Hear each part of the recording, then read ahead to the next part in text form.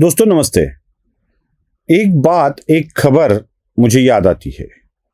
महाराष्ट्र के मुंबई में शिवसेना के उस वक्त के प्रमुख स्वर्गीय बाला साहब ठाकरे ने एक मंदिर में जाकर हिंदुओं को मतदान करने के लिए आह्वान किया था।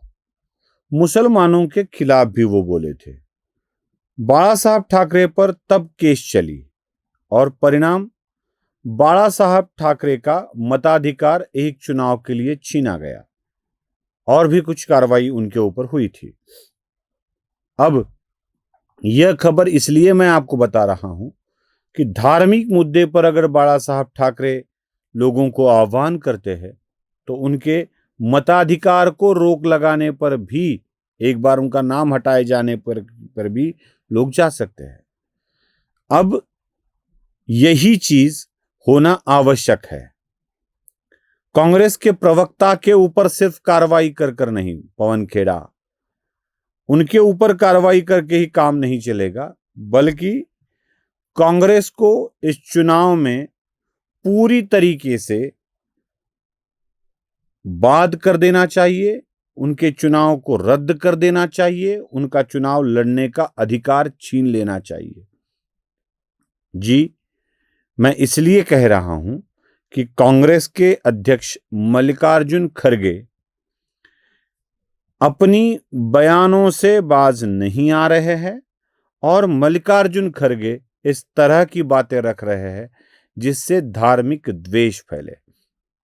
सिर्फ धार्मिक द्वेष नहीं, सिर्फ धर्म द्वेष की बात नहीं है, उकसाने की बात है, लड़वाने की बात है, मार डालने की बात है। सिर्फ धर्म के मुद्दे पर हमें वोट दो ऐसा नहीं कह रहे हैं। सिर्फ धर्म के मुद्दे पर हमें दे दो, उनको मत दो, उनको मार डालो, खत्म करो, ऐसी भाषा मल्लिकार्जुन खड़गे बोल रहे हैं और वह भी धर्म का दाखला देकर। मैं मल्लिकार्जुन खड़गे का पूरा बयान आपको सुनाता हूं। कोई इस जहरीला सांप आपके सामने से गुजर रहा है और आप नमाज भी पढ़ रहे हैं। नमाज तोड़ के उस जहरीली सांप को मारना, ये कुरान में कहा है। और मैं यही कहूंगा, आपका नमाज तोड़ना तो परवाह नहीं, ये जहरीला सांप है आरएसएस और बीजेपी, इसको अगर आप नहीं मारेंगे आप कभी बचेंगे नहीं। सुना, यह सभा आसाम में हो रही थी। यह भाषण केरल में भी प्रभाव डालने वाला था, तमिलनाडु में भी प्रभाव डालने वाला है और पश्चिम बंगाल में भी प्रभाव डालने वाला है।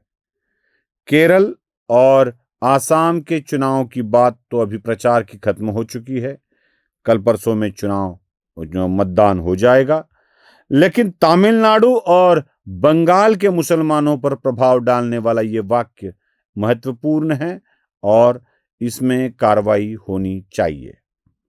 क्यों महत्वपूर्ण है? एक बात सुन लीजिए, नमाज को बंद कर भी अगर सांप जाता है तो उसे मारना चाहिए, यह दाखला दे रहे हैं। सही है? मतलब अगर सांप जा रहा है, कोई सच्चा मुसलमान नमाज पढ़ने के लिए बैठा है तो नमाज तोड़कर सांप को मार देना चाहिए। मुसलमानों को अपने धर्म की बातों का याद दिलाना, उसके बाद संघ मोदी भागवत को जहरीला सांप बोलना, जहरीला सांप बोल देते हैं और इस जहरीले सांप को मारने की जिम्मेदारी वह मुसलमान समाज पर देते हैं।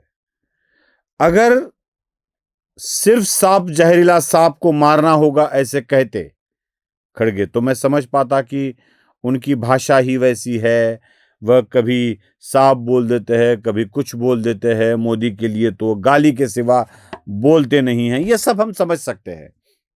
लेकिन वह भागवत, संघ और मोदी को सिर्फ सांप नहीं बोलते हैं, जहरीला सांप नहीं बोलते हैं सिर्फ, वह यह बात बता रहे हैं समस्त देशवासियों को ऐसा नहीं है, ये मुसलमानों को बोल रहे हैं कि मुसलमानों, यह जहरीला सांप आपको खत्म कर देगा, इसे आपको खत्म करना होगा।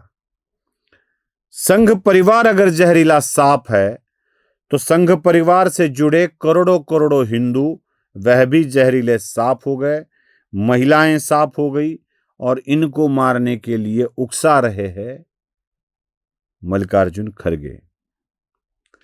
चुनाव में मत पाने के लिए जहरीला सांप बोलना, किसी एक विशेष धर्म यानी मुसलमानों को बोलना कि आप इन्हें खत्म कर दो, उकसाने वाली बात, धर्म के आधार पर वोट मांगने वाली बात, अगर किसी पार्टी का राष्ट्रीय अध्यक्ष करता है तो कार्रवाई होना आवश्यक है।